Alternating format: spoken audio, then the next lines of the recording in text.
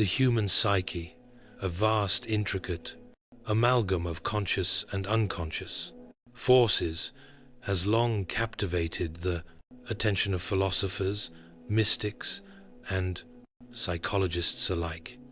It is an ever-shifting landscape of thoughts, instincts, memories, and emotions, layered with history and shaped by personal and collective experience.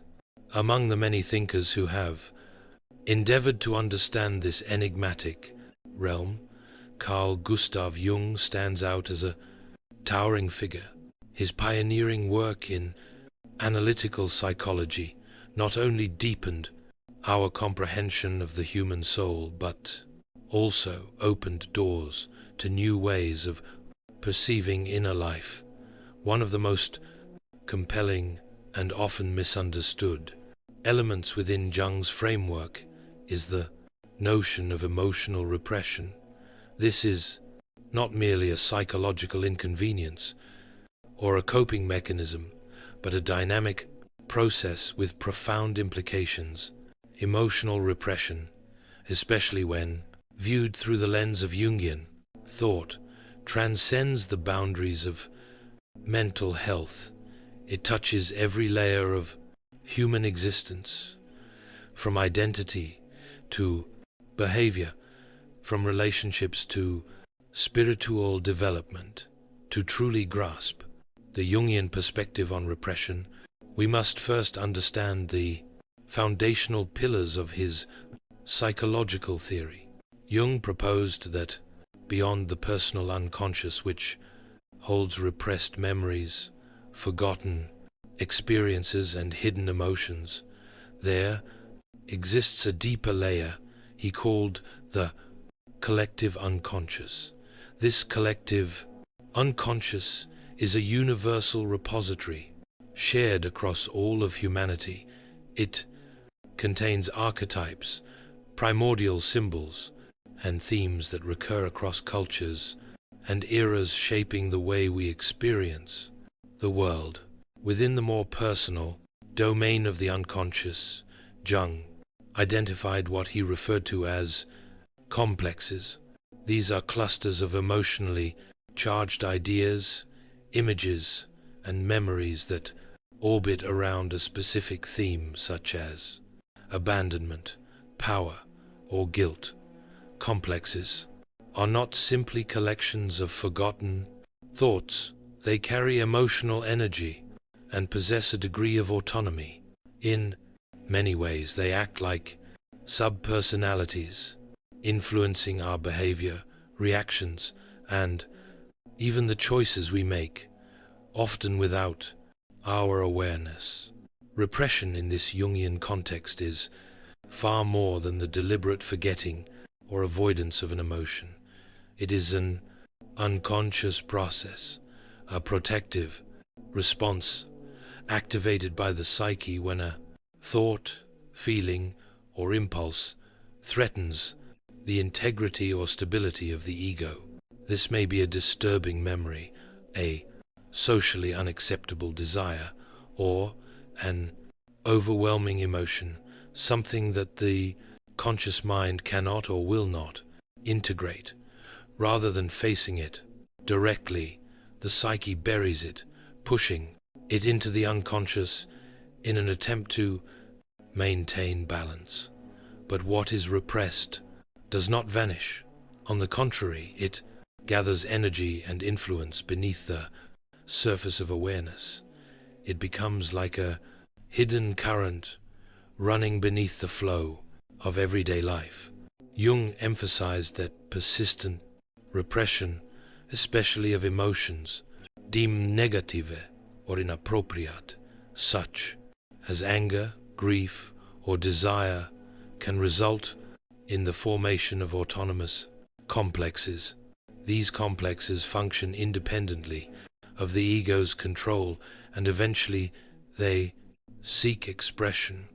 Consider the example of someone who from early childhood was taught to suppress anger.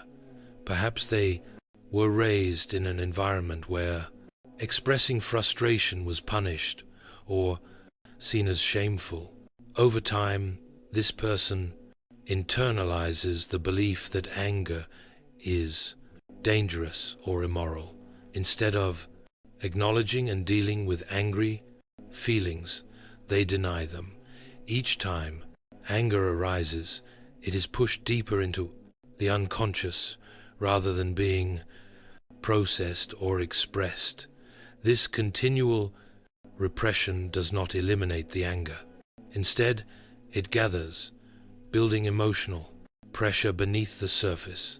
Eventually, this unacknowledged anger consolidates into a complex. Although the person is unaware of its presence, the complex does not remain dormant. It asserts itself through indirect symptoms, persistent irritability, explosive outbursts that seem disproportionate to the situation, passive-aggressive behavior, or even physical ailments like chronic headaches, digestive issues, or muscle tension. The individual may begin to feel like a prisoner of their own reactions. They don't understand why. They lash out, why they feel exhausted or uneasy, or why they sabotage their relationships. The reason remains elusive because the true source, the complex formed from repressed anger, resides deep within the bruises, unconscious. It is this hidden force, not fully known to the conscious self, that pulls the strings. In Jungian psychology, this unacknowledged dimension is referred to as the shadow. The shadow comprises those aspects of the personality that the ego refuses to recognize. These traits are not necessarily evil or harmful. They are simply incompatible with one's conscious self-image. They could be socially frowned upon. Behaviors or traits such as laziness, envy, or aggression.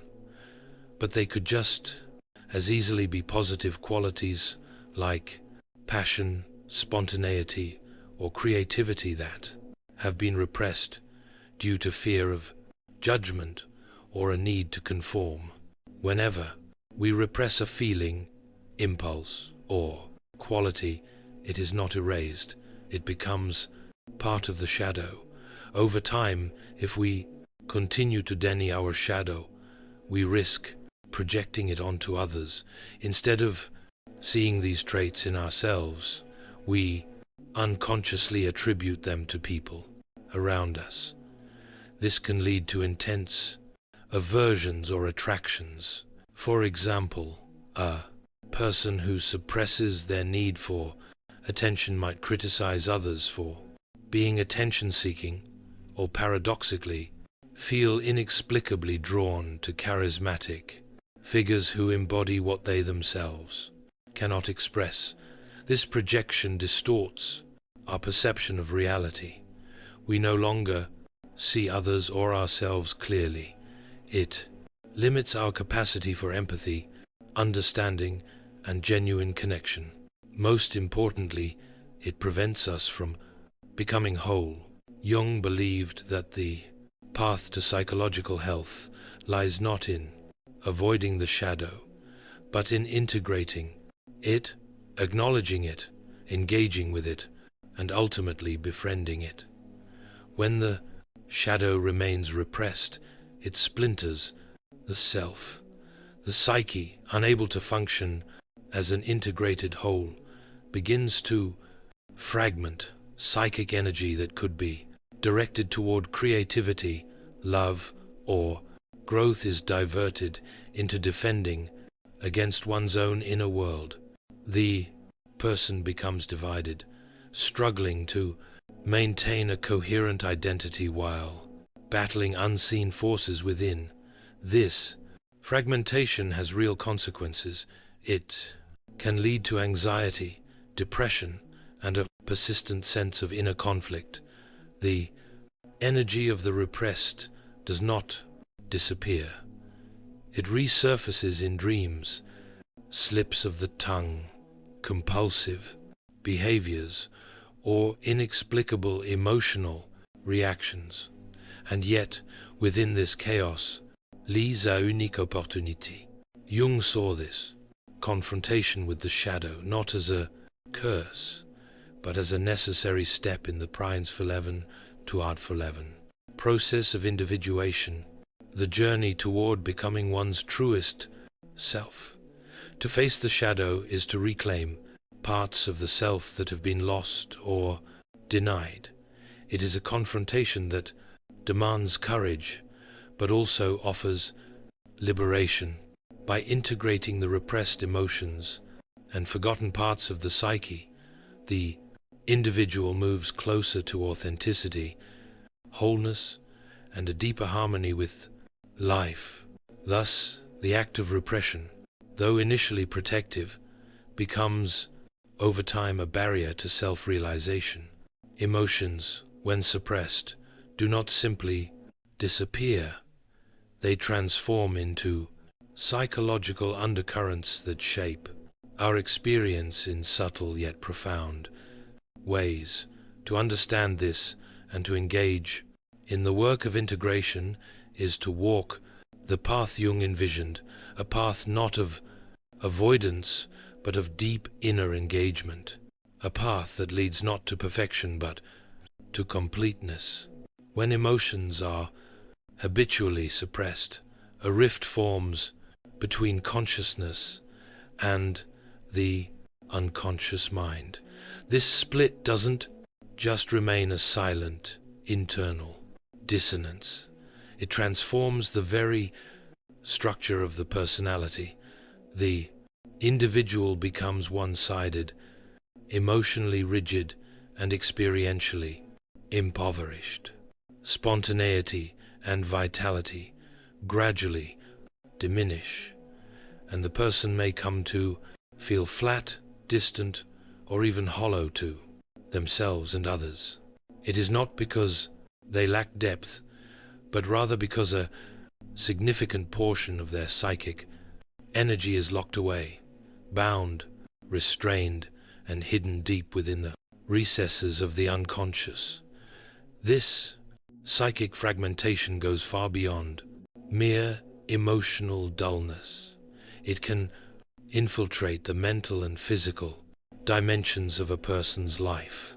Carl Jung, the pioneering Swiss psychiatrist and founder of analytical psychology, observed that prolonged repression can give rise to a host of neurotic symptoms, anxiety that lingers without clear cause, persistent feelings of depression, irrational fears and phobias, and even psychosomatic disorders that manifest in the body.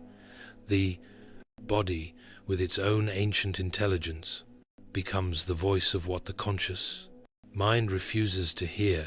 What cannot be spoken finds another way to be heard. Chronic pain, muscular tension, digestive issues, and even skin conditions can all be the somatic reflections of unacknowledged emotions and unresolved inner conflicts. These are not simply random malfunctions of biology. They are cries for attention from the psyche. Repression is not a harmless defense. It is a subtle act of violence against the self. In trying to maintain inner stability by keeping troubling feelings at bay, the psyche redirects that repressed energy elsewhere, often with unintended and destructive consequences. But the impact of repression is not confined to health.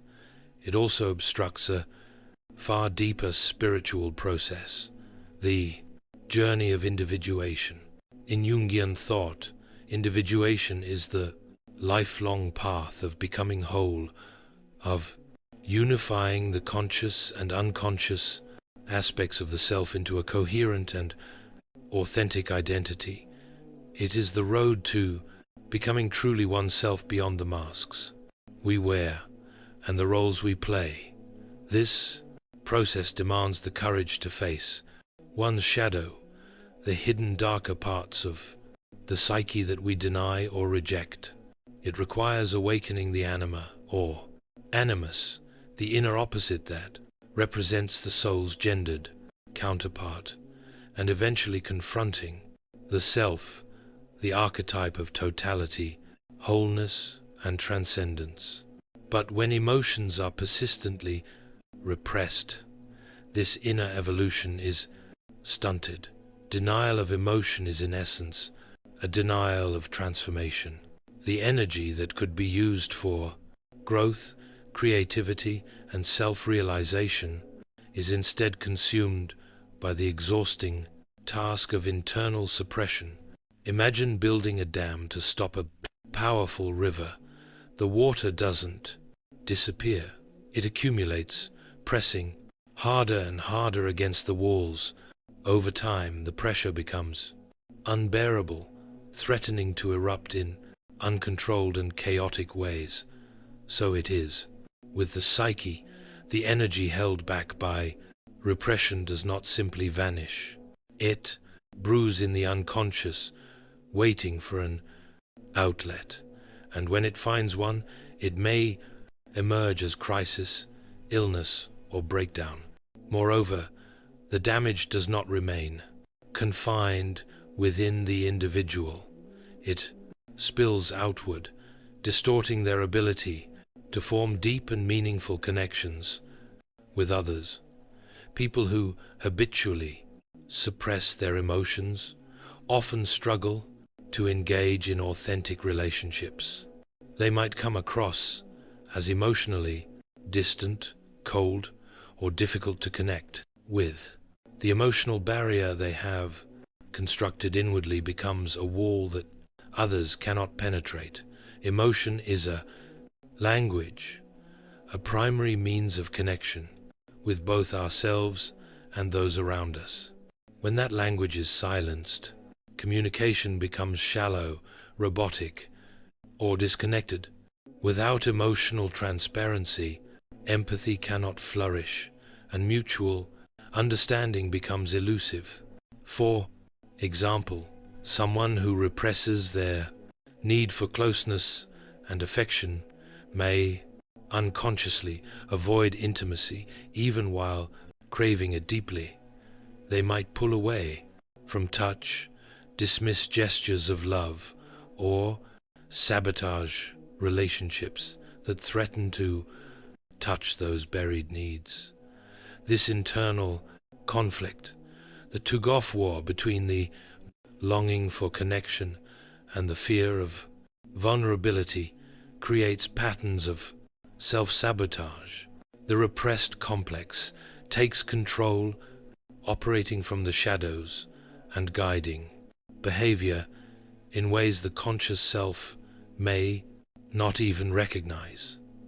As a result, people project their unacknowledged flaws, fears, or desires onto others, mistaking what is within themselves as something coming from outside.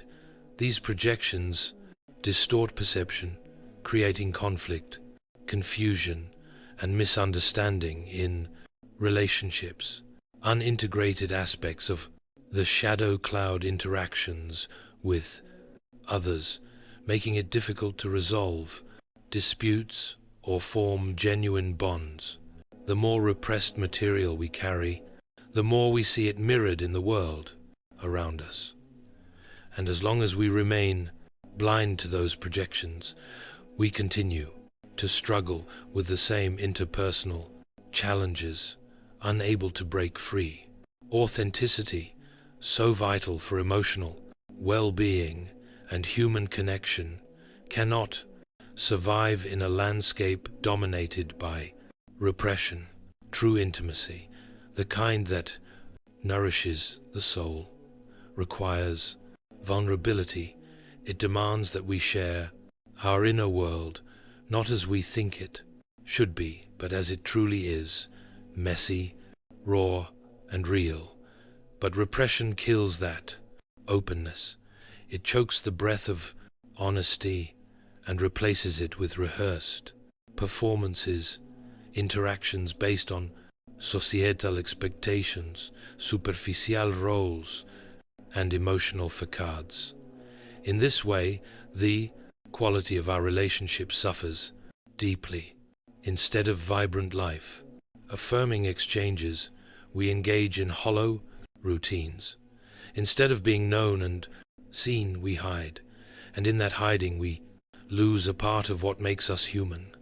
The cost of repression is high, not just in the form of inner turmoil or physical illness, but in the profound loneliness of not being able to truly connect with others or even with ourselves, only by turning inward, by acknowledging, feeling, and integrating those long, buried emotions, can we begin to heal. Only then can the dam be safely opened, allowing the river to flow once more, cleansing, nourishing, and carrying us toward a life of greater wholeness and authentic connection, continuing our exploration into the consequences of excessive emotional repression from a Jungian perspective. It becomes increasingly important to delve deeper into how this internal dynamic profoundly affects not just the structure of the psyche, but also the very fabric of one's creative life and sense of vitality. Carl Jung proposed that psychic energy, what he referred to as libido, is not merely a force confined to sexuality or instinct, as Freud believed, but a much broader and more holistic life energy. This energy is dynamic and fluid, manifesting through multiple channels, such as thought, emotion, physical, sensation, and intuition. It is the essential force that drives not only our psychological processes, but also our ability to experience, interpret, and shape the world around us. When this vital psychic energy is constrained by repression, when parts of our emotional reality are denied, silenced, or pushed into the unconscious, it does not simply disappear. Instead, it transforms, often surfacing in distorted or maladaptive ways. Repression leads to inner fragmentation. It disconnects the conscious mind from the deeper layers of the unconscious, breaking the vital bridge between what we feel and what we express. In doing so, it not only creates the conditions for psychological symptoms to arise, such as anxiety, depression, psychosomatic illness, but it also silences the very source of inspiration, of spontaneity, and of aliveness. On the surface, an individual may appear composed, rational, or even highly functional, but beneath that controlled exterior lies a landscape devoid of emotional richness, of imaginative vitality. Without emotional fullness, life becomes a kind of performance, technically sound, but soulless. Jung understood creativity in its broadest and most archetypal form as the emergence of something new and meaningful from the unconscious. It is not limited to artistic talent or skill. Rather, creativity is the soul's attempt to give shape to what is hidden, to transform the formless into form, to bring the latent into being. From a Jungian standpoint, this creative impulse is born from the tension and interplay between consciousness and the unconscious.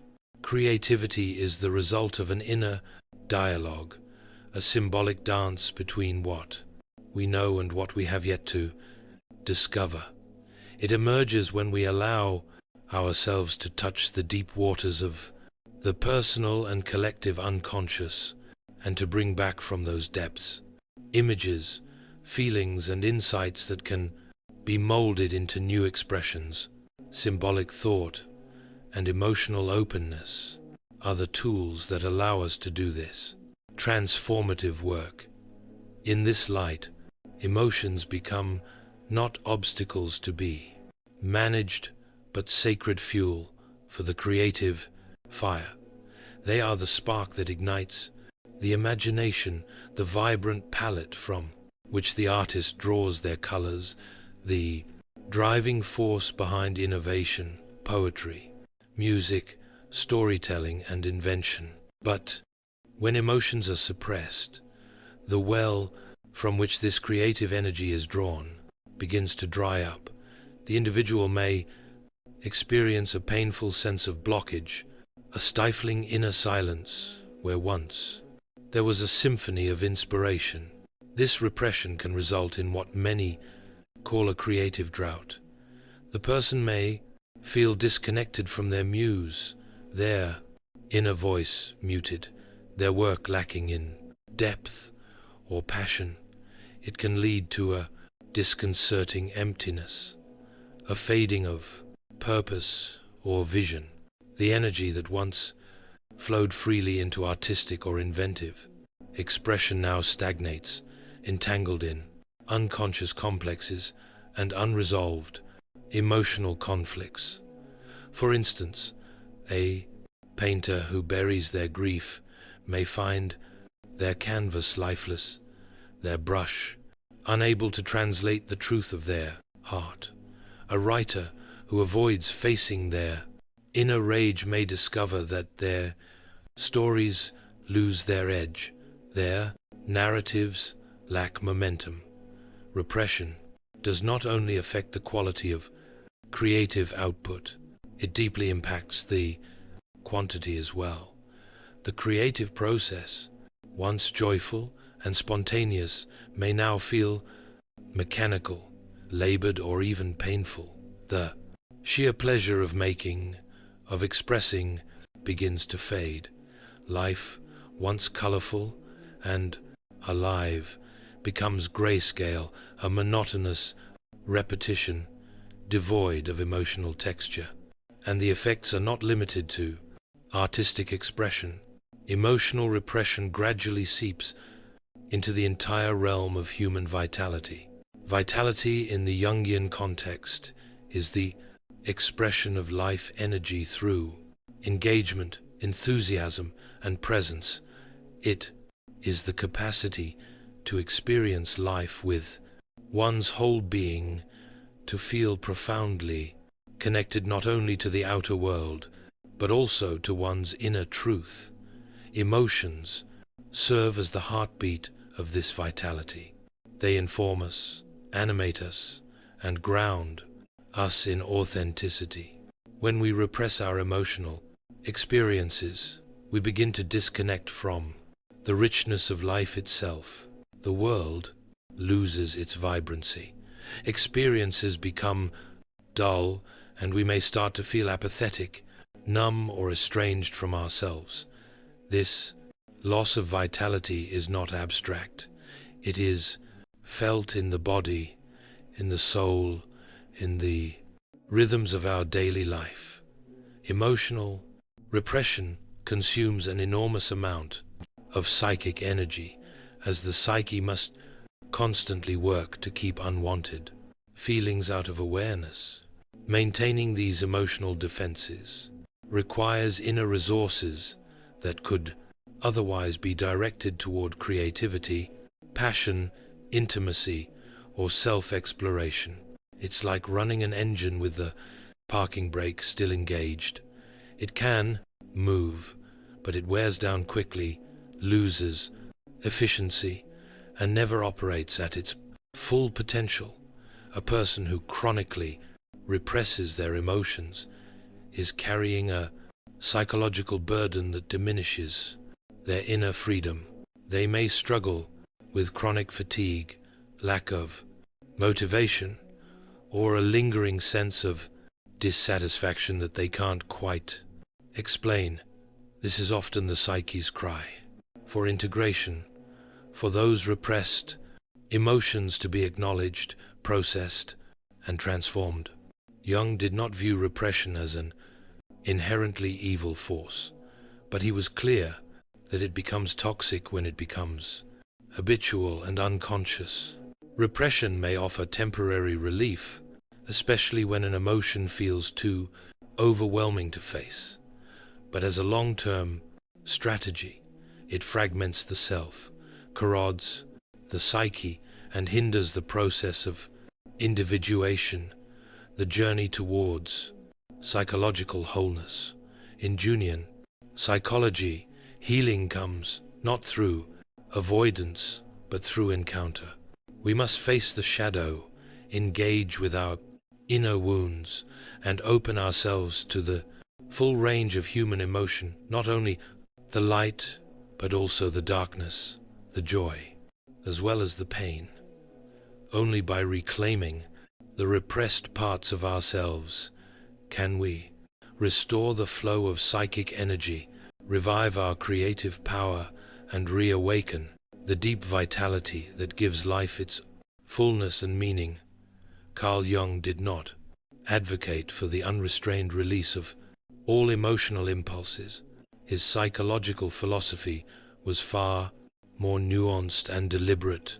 Rather than endorsing an impulsive venting of feelings, Jung emphasized the importance of conscious recognition, thoughtful integration, and the constructive channeling of emotions. In his view, emotions, complexes, and archetypal patterns that remain buried in the unconscious do not simply vanish. Ignoring or denying them does not neutralize their influence.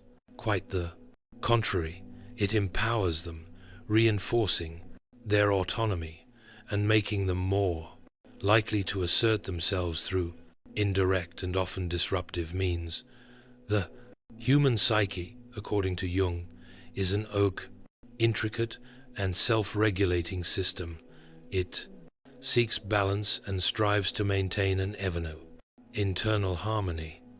However, when a portion of the psyche, particularly its emotional content, is repressed or denied, this natural equilibrium is disturbed. The psyche in its innate wisdom then seeks to restore the disrupted balance through other channels, through symptoms that manifest in the body or mind, through dreams that carry cryptic yet meaningful messages, through psychological projections onto others, or through obsessive thoughts and behaviors. Dreams held a place of profound importance in Jung's understanding of the mind. He saw them as the psyche's compensatory mechanism, a kind of internal feedback system designed to illuminate that which the conscious mind has neglected or suppressed. Dreams are not random or meaningless. They are the language of the unconscious, offering symbols, narratives, and emotional impressions that aim to bridge the gap between our inner depths and waking awareness. When we pay close attention to our dreams, we may uncover the presence of repressed emotional experiences or psychological complexes that long for recognition and integration. To ignore these dreams, to dismiss them as nonsense or irrelevant, is to turn our backs on a vital tool in the journey of individuation, the process by which a person becomes whole by integrating all aspects of the self, both conscious and unconscious. This journey requires courage, introspection, and a willingness to engage with the parts of ourselves that are uncomfortable or painful. Without this inner work, the path to true psychological maturity remains incomplete. One of the most damaging effects of prolonged emotional repression is its impact on a person's capacity to adapt and recover from life's inevitable difficulties.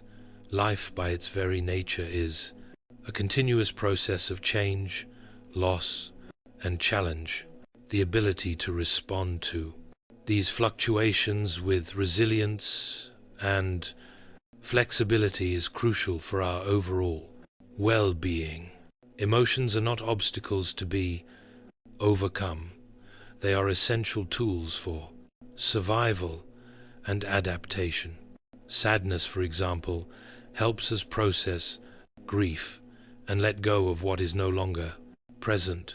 Anger serves to protect us, urging us to establish and defend healthy boundaries. Fear warns us of danger, sharpening our awareness and enhancing our readiness. Joy, in turn, connects us to what we value most deeply, reminding us of our capacity for love, meaning, and connection. When these emotions are repressed, we lose access to these vital adaptive mechanisms.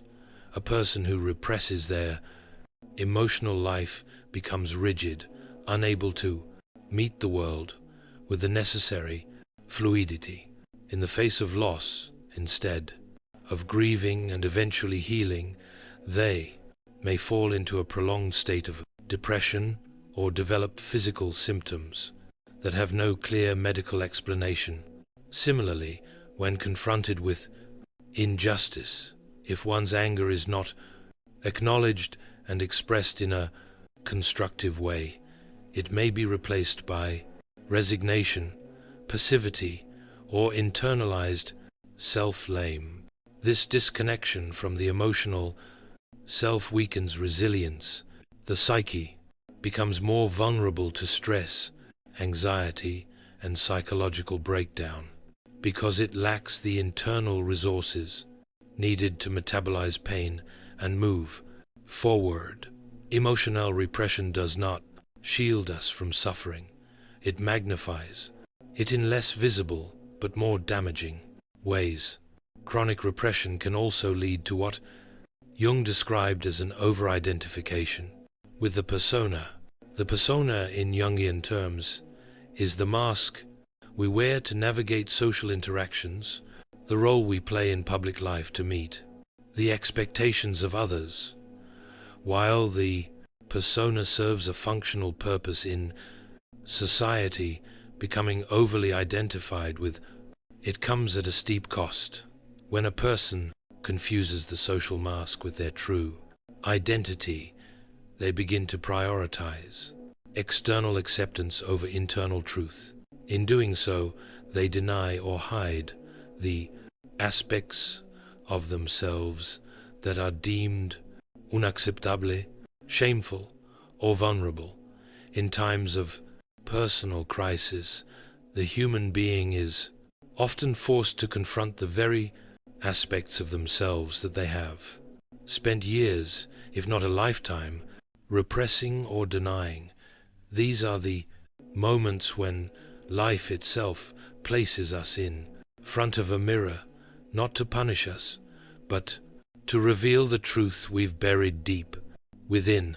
This confrontation is not an easy task. It is uncomfortable, raw, and at times painful, but it marks the beginning of a journey inward, a path of self-exploration that, if followed with honesty and courage, may lead to deep psychological integration and genuine healing. Often this journey begins when an individual seeks out psychological help, or when they find themselves pushed to the edge by a life-altering event, an emotional breakdown, a profound loss, a betrayal, or a moment of existential despair. These catalytic moments can shake the foundations of our constructed identities and compel us to ask difficult questions. Who am I really? Beneath the masks I wear, what have I hidden from myself, and why? Carl Gustav Jung, the renowned Swiss psychiatrist, spoke deeply about the concept of the shadow, that part of our psyche where we store everything we reject or deny about ourselves. He understood repression not merely as a defense mechanism, but as a psychic act with far-reaching consequences. When we repress parts of ourselves, especially our emotions, we fragment the psyche, losing access not only to painful experiences, but also to vital sources of energy, creativity, and insight. This repression often occurs early in life. As children, we learn explicitly or implicitly which emotions are acceptable and which are not. We are told not to cry, not to get angry, not to be afraid. Over time, we internalize these messages and begin to suppress our natural emotional responses. But emotions do not simply disappear because we ignore them. They sink deeper into the unconscious, shaping our behaviors, relationships, and worldview in ways we might not even recognize. Healing this emotional repression is not a linear or quick process. It is a complex, often non-verbal journey that demands patience, compassion, and above all, courage.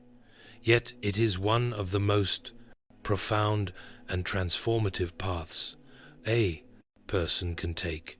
The goal is not to become perfect or entirely free of suffering, but to become whole, to reclaim the lost, silenced, and forgotten parts of ourselves.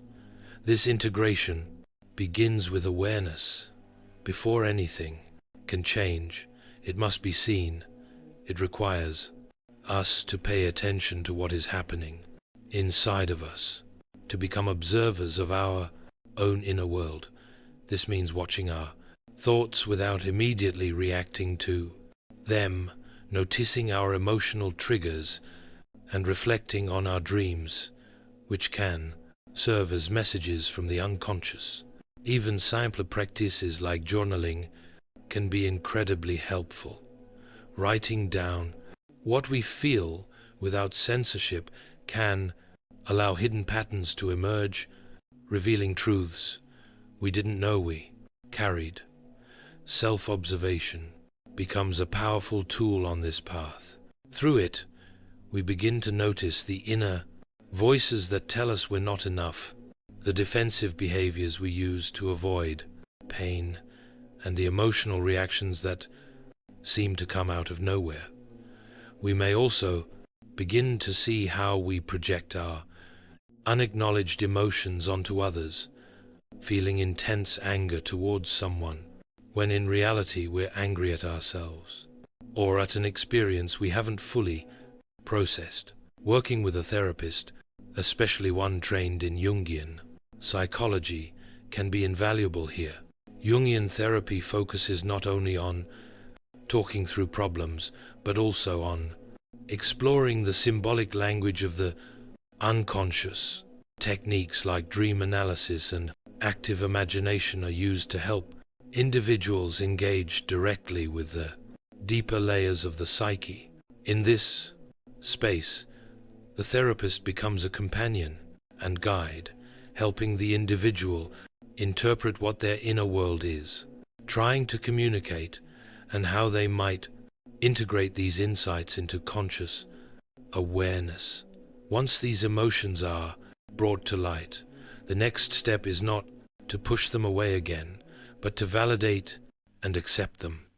This is often where the real healing begins.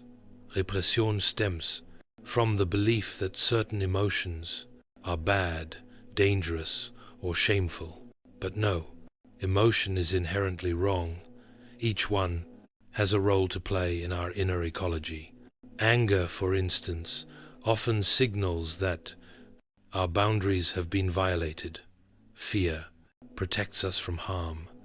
Sadness allows us to grieve and let go. Even jealousy or envy can illuminate what we desire, but feel we cannot have. To validate and break emotion means to say to ourselves, "It is okay that I feel this way. This doesn't mean acting on every emotion impulsively or letting them control us. It means giving ourselves permission to feel, to sit with our emotions, understand them, and learn from them.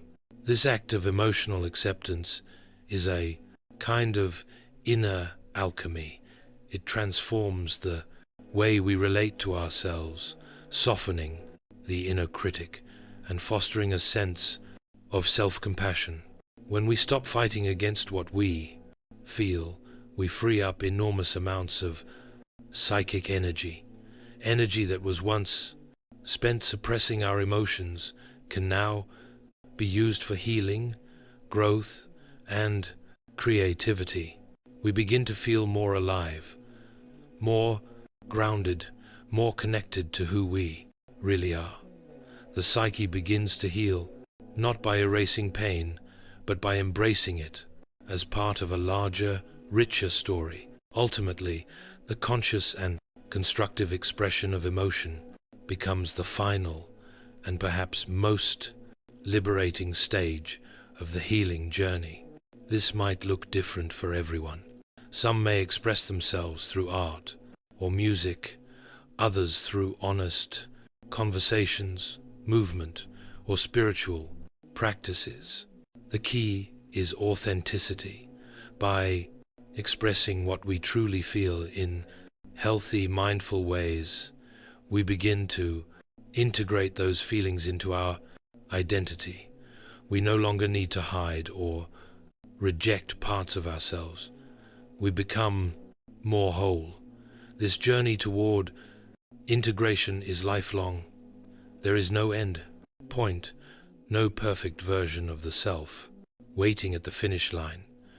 But what we do gain is a deeper relationship with ourselves, a sense of inner freedom, integrity, and emotional resilience. We become more capable of facing life's challenges without losing ourselves. We begin to live not from fear or repression, but from presence and authenticity. So if you find yourself in a moment of emotional crisis, consider this. Perhaps this is not the end, but a beginning, a doorway into your own soul. And if you walk through it with curiosity, courage, and compassion, you may just discover that what you've been avoiding holds the key to the life you were always meant to live. Once emotions are acknowledged and embraced, they can be given a voice, not a reckless or unfiltered voice, but one that communicates through healthy and intentional means. This doesn't mean venting impulsively or reacting in harmful ways. Instead, it means recognizing what we feel and learning how to express those feelings constructively in ways that promote healing, understanding, and growth. Take anger, for example. Anger, when left unacknowledged, can build up inside and erupt in destructive ways. But when we choose to give it expression consciously, it transforms. This might mean setting firm boundaries where previously we allowed others to overstep. It could involve speaking up with assertiveness instead of aggression when something feels unjust or unfair. Physical activities like running, dancing, or practicing a martial art can help discharge that intense energy, while creative outlets such as painting, writing, or music allow anger to be transformed into something meaningful. Sadness, on the other hand, often calls for gentler forms of release. Sometimes we need to cry not out of weakness, but as a form of deep emotional release. Talking to a close friend, someone who offers safety and empathy, can provide comfort and clarity. Journaling can also be powerful, allowing our thoughts and feelings to take shape on the page, giving us insight into our emotional landscape. What truly matters is being aware and intentional. When we express our emotions from a place of consciousness, we regain our power. Instead of being controlled by our emotions, we begin to work with them. They become signals and allies rather than overwhelming forces. This form of expression doesn't just bring emotional relief. It also builds bridges with ourselves and with others. Being authentic in our emotional expression cultivates relationships that are richer, deeper, and more meaningful. It invites genuine connection where both people feel seen, heard, and accepted. At the heart of this process lies what Jungian psychology refers to as the shadow. The shadow is not just a collection of flaws or dark traits. It also includes aspects of ourselves that we've buried, hidden strengths, passions, and potential that we may have denied due to fear, shame, or societal expectations. By confronting and integrating the shadow, we stop running from parts of ourselves. We begin to reclaim the pieces we once rejected, and in doing so, become more whole. Contrary to common belief, the shadow is not purely negative. It can carry powerful qualities that we've repressed: determination, courage, boldness, sexuality, and even creativity. For instance, someone who suppressed their anger out of fear of being seen as cruel might discover that by embracing that energy responsibly, they develop the ability to be assertive, to speak up for themselves, and to protect their emotional and physical boundaries. When the shadow is faced with honesty and compassion, it loses its power to sabotage us unconsciously. It stops being a hidden destructive force and becomes a source of inner strength. It becomes an ally on the path to personal growth and transformation. This is where the journey of individuation begins, the ultimate aim of Jungian psychology. Individuation is the process of becoming who we truly are, not the roles we've been assigned, not the masks we wear, but the whole person within. This path opens wide when we stop repressing our emotions and begin integrating all aspects of ourselves, including those we've feared or avoided. But individuation is not a finish line or a one-time achievement. It's a lifelong journey of self-discovery and continuous growth. It's about maintaining an open dialogue between the conscious self and the unconscious, a relationship built through dream work, intuition, emotional awareness, and inner reflection. Through this connection, we become increasingly in tune with the deeper truths within us. Individuation is a path of differentiation. It's about stepping away from the expectations, projections, and identities imposed by others, and instead embracing the unique essence of who we are. It means transcending the persona, the social mask, and our psychological complexes. In doing so, we align more closely with our true self, our full being. Ultimately, this process leads us to live in alignment with our inner truth. Jung believed that when we cease to excessively repress our emotions, we unlock the immense reservoir of human potential. Psychic energy once trapped by suppression begins to flow freely. This allows us to access heightened levels of creativity, resilience, vitality, and authenticity. With this newfound flow of energy, we become better equipped to face life's challenges. We build stronger, more meaningful relationships. We discover purpose, not one dictated by others, but one rooted in our own values and experiences. Life stops being a constant battle to keep things under control, to suppress what's difficult or inconvenient. Instead, it becomes an adventure, a journey of exploring who we are, of expanding our consciousness, and of expressing ourselves with courage and compassion, healing our emotional wounds, and integrating what we've repressed isn't just an act of personal transformation. It's an act of empowerment. It allows us to fully embody our truth, to shine in our authenticity, and to contribute more deeply to the world around us. Our presence becomes more impactful, more connected, more alive, and in all of this, we are reminded of the profound wisdom held within the human psyche, an inner knowing that when listened to can guide us through our darkest moments and into the light of our full potential. Each of us carries within the capacity to evolve beyond limitation, to live a life of wholeness, to become not only healed but truly empowered. Let this be a reminder, a call to return to ourselves, to stop running from what we feel and to begin embracing our entire being.